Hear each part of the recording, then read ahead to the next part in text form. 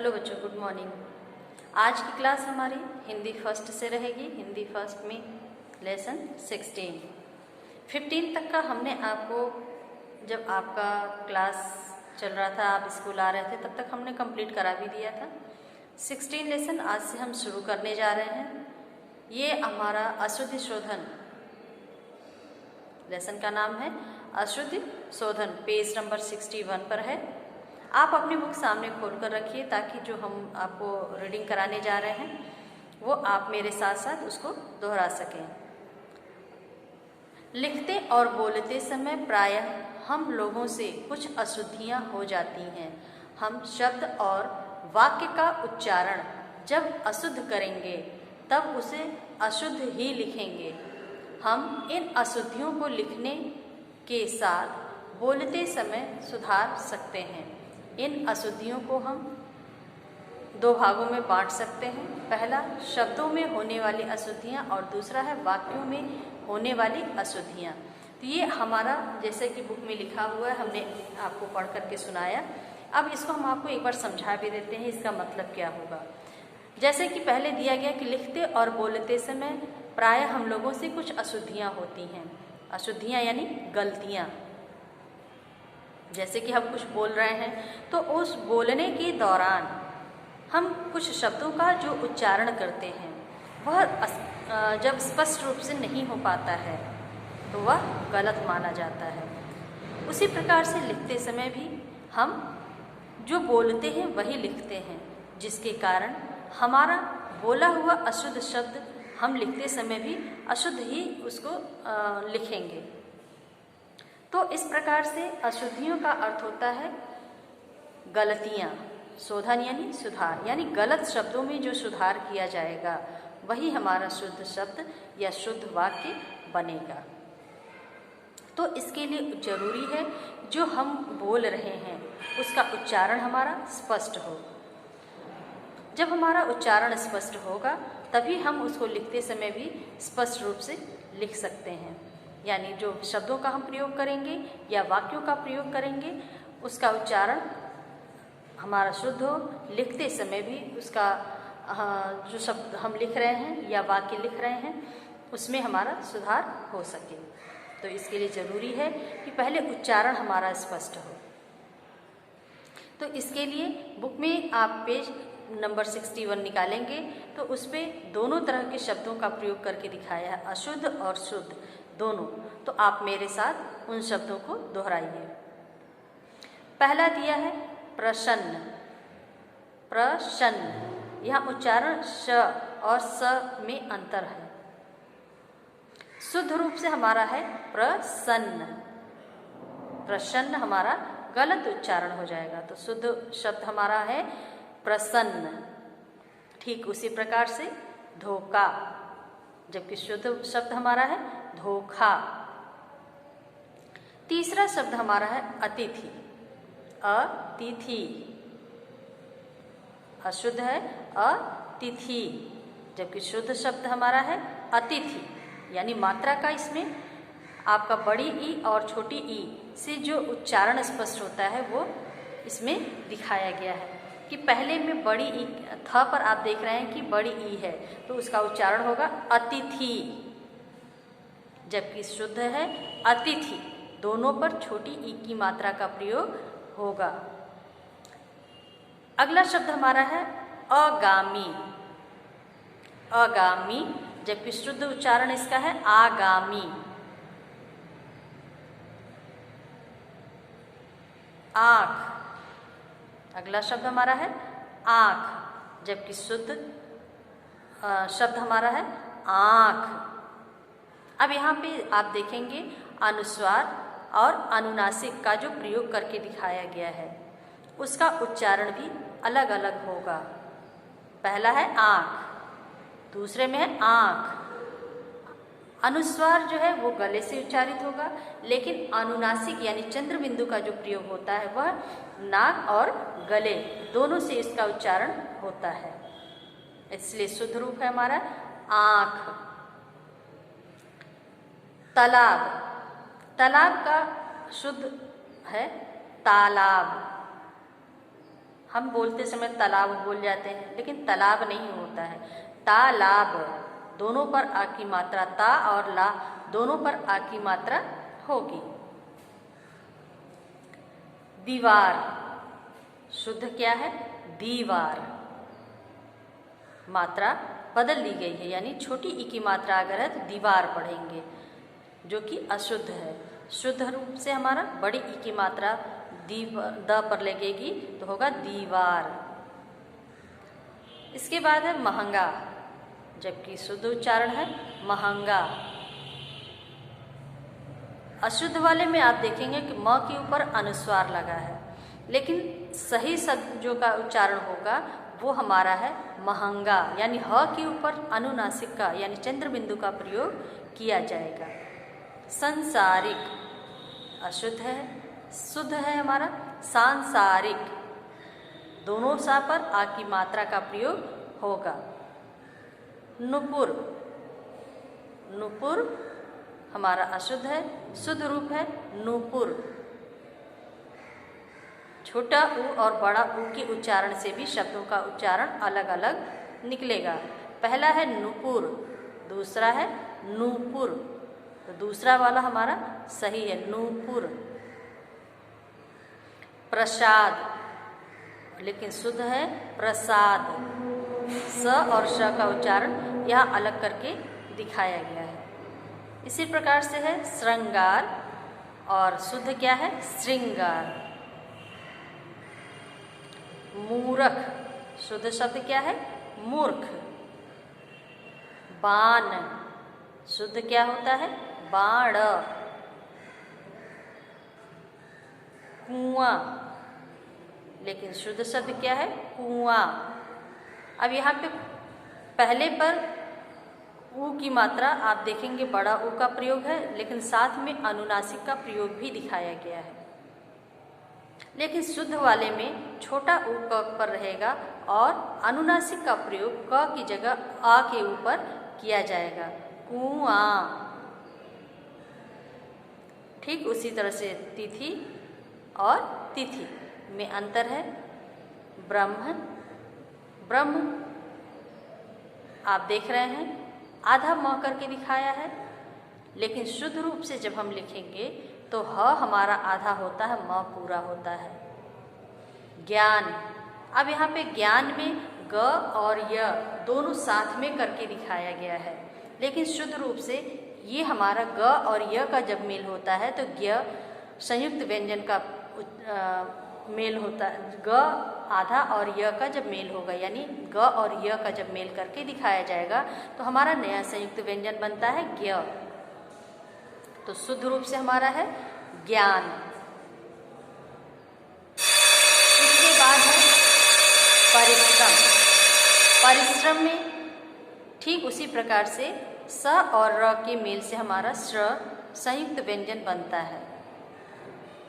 उच्चारण तो आपने कर दिया परिश्रम, लेकिन जब हम इसको लिखित रूप में करेंगे तो स और र एक साथ का इसका प्रयोग नहीं होगा। इन दोनों के मेल से जो संयुक्त व्यंजन बनता है वो हमारा है श्र। तो श्र का जिस शब्द में मेल करके दिखाया, श्र लिख करके बताया जाएगा, वही हमारा शुद्ध रूप से होगा परिश्रम। इसके बाद है कृषि। कृषि श पर आप देखेंगे बड़ी ई की मात्रा दिखाई गई है, लेकिन कृषि शुद्ध उच्चारण हमारा है कृषि। श पर छोटी ई की मात्रा का प्रयोग होगा। अब इसके बाद है जजमान, लेकिन शुद्ध उच्चारण हमारा क्या है? यजमान। भक्ति, भक्ति ये हमारा अशुद्ध है, शुद्ध हमारा शब्द है भक्ति। जीवन, जीवन लिख करके दिखाया गया है जो अशुद्ध है, शुद्ध रूप इसका है जीवन। बड़ी ई की मात्रा का प्रयोग करके किया जाएगा। अगला शब्द हमारा है जन्म, लेकिन शुद्ध रूप क्या है? जन्म। न हमारा पूरा नहीं लिखा जाएगा, आधा लिखा जाएगा। बीमार, बीमार कहा जाता है, बीमार है, तो ये जो बीमार शब्द है, बीमार पर छोटी ई की मात्रा का प्रयोग किया गया है, लेकिन शुद्ध रूप इसका है बीमार। ब पर बड़ी ई की मात्रा आएगी। कृपा, कृपा करके लिखा गया है, या हम लोग कभी आम बोलचाल की भाषा में इसको सुने भी हैं, बोले भी हैं कृपा, लेकिन ये कृपा नहीं होता है। शुद्ध रूप इसका है कृपा। री की मात्रा का प्रयोग इसमें किया जाएगा। ठीक इसके बाद अगला शब्द हमारा है शक्ति। त पर बड़ी ई की मात्रा का प्रयोग, लेकिन शुद्ध रूप इसका है शक्ति। जो मात्रा का प्रयोग किया जाएगा वो छोटी ई की मात्रा का प्रयोग होगा। कापी, कापी हमारा गलत शब्द है। शुद्ध रूप है कॉपी। यहाँ पे आप देख रहे हैं अर्धचंद्र का प्रयोग किया गया है। इस अर्धचंद्र को हम आगत का चिन्ह भी कहते हैं। इसको आगत का चिन्ह जिस वर्ण यानी अक्षर पर इसका प्रयोग किया जाता है उसका उच्चारण अ के रूप में किया जाता है। ये अंग्रेजी शब्दों से लिया गया है। इंग्लिश वर्ड का ही ये हिंदी रूपांतरण किया गया है। इसमें ये आगत चिन्ह माने गए हैं। इनके प्रयोग जिस वर्ण यानी अक्षर पर किए जाएंगे उसका उच्चारण अ के रूप में किया जाएगा। जैसे कि कॉपी, इसका उच्चारण कैसे होगा? कॉपी। इसके बाद है दोष, लेकिन शुद्ध रूप है दोष। षटकोण श का प्रयोग किया जाएगा। डॉक्टर, अब यहाँ आपका चंद्र बिंदु का प्रयोग हुआ है डा के ऊपर, तो ये नाक से इसका उच्चारण जब हम करेंगे तो कहेंगे डॉक्टर, लेकिन शुद्ध उच्चारण इसका है डॉक्टर। यहाँ भी आप देख रहे हैं कि डा के ऊपर आगत चिन्ह का प्रयोग करके दिखाया गया है। इसके बाद अगला शब्द है हमारा चुनौती, जबकि शुद्ध रूप है चुनौती। च पर छोटा ऊ, न पर औ की मात्रा और त पर बड़ी ई की मात्रा, चुनौती।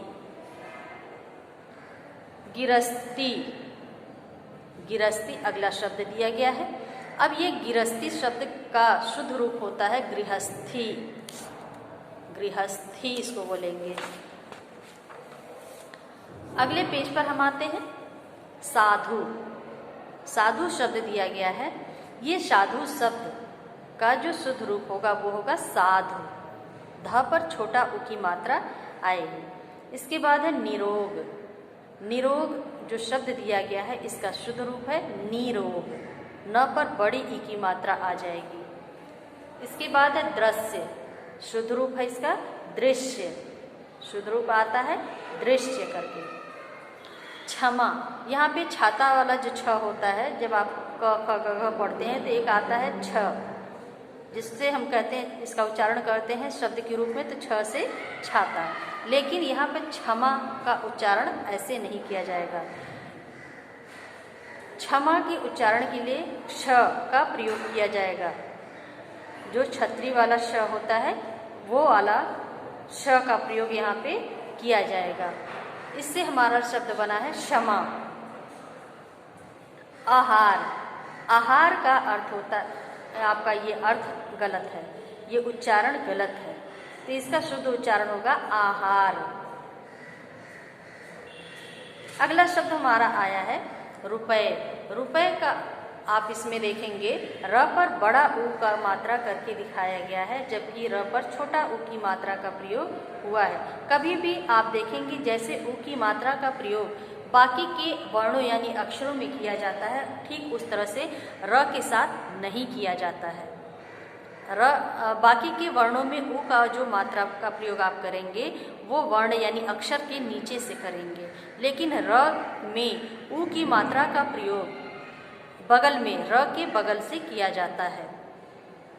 ये हम आपको लिख करके भी समझा दे रहे हैं। इसलिए आप लिख रहे हैं क पर छोटा ऊ है ऐसे, क पर बड़ा ऊ है आप ऐसे, लेकिन जब र का प्रयोग होता है तो र आप लिख दिए इस तरह से, लेकिन इसके साथ जो र का प्रयोग छोटा ऊ है तो डायरेक्ट आप ऐसे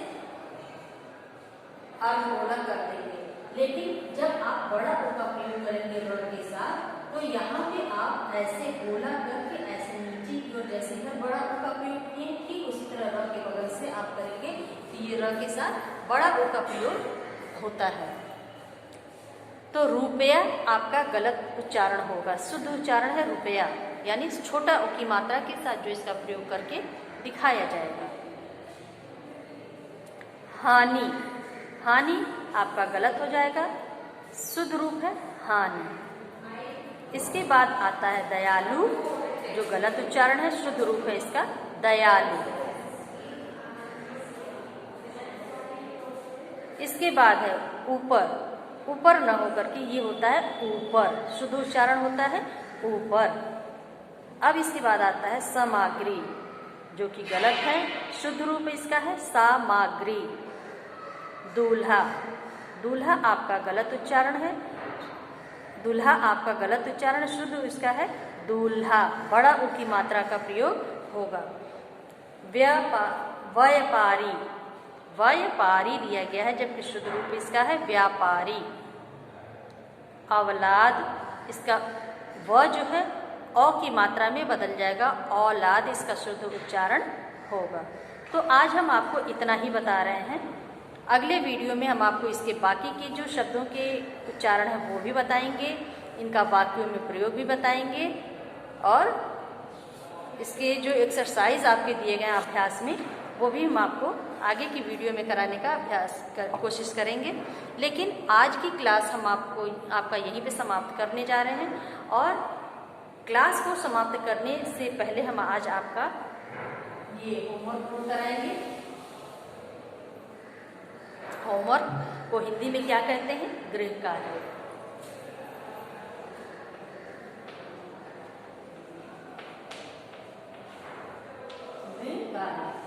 इसको हिंदी में गृह कार्य कहते हैं। तो आज के लिए जो हम आपको हम दे रहे हैं होमवर्क, वो हम आपको लिखने और याद करने के लिए दोनों देंगे। लिखने का कार्य आप फेयर कॉपी जो स्कूल के लिए आपने बना रखी है उसमें आप नहीं करेंगे।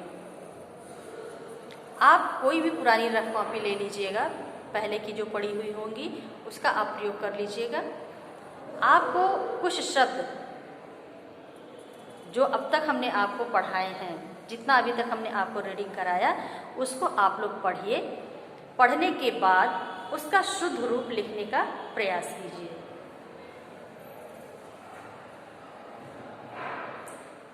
शब्दों को पढ़कर उसको रफ कॉपी में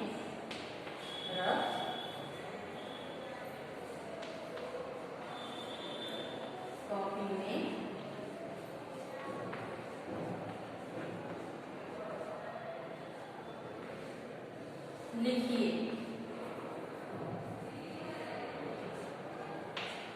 उसको रफ कॉपी में लिखिए, यानी जितने भी शब्द आपके हैं बुक में दिए गए हैं उनको आप एक बार पढ़ लीजिए। शुद्ध शब्द अशुद्ध शब्द दोनों को आप पढ़िए।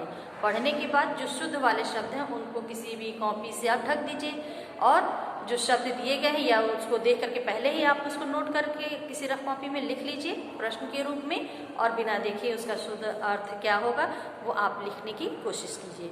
इससे आपके उच्चारण में, बोलने में, लिखने में हर तरह से सुधार होगा।